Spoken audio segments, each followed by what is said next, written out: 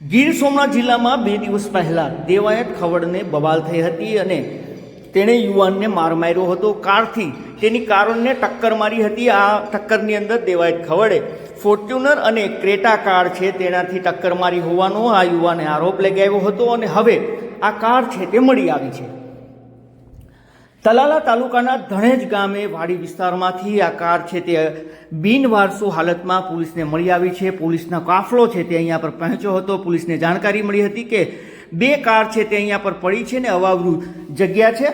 અહીંયા પર Creta car છે અને અન્ય એક ફોર્ચ્યુનર કાર છે। એવું મનાય છે કે દેવાયત ખવડની આ કાર છે ને જે ગુનામાં વપરાયેલી છે તે આ કાર છે તે મળી આવી છે। પોલીસે પંચરોજ કામ કર્યું છે અને આ બંને કારોને તલાલા પોલીસ સ્ટેશન લાવવાની તજવીજ હાથ ધરવામાં આવી છે।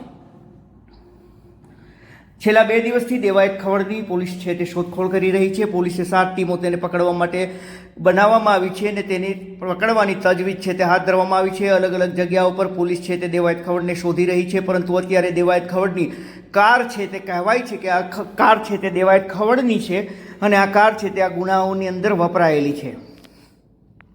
આ કારોના સીસીટીવી ફૂટેજ પણ સામે આવ્યા હતા અને હવે આ બંને કાર છે તે બિનવારસુ હાલતમાં મળી આવી છે। જો કે દેવાયત ખવડ કે અન્ય કોઈ શખ્સ આમાં અહીંયા પરથી ન મળી આવ્યા હોવાનું પણ હાલ પોલીસ સૂત્રોમાંથી જાણવા મળી રહ્યું છે।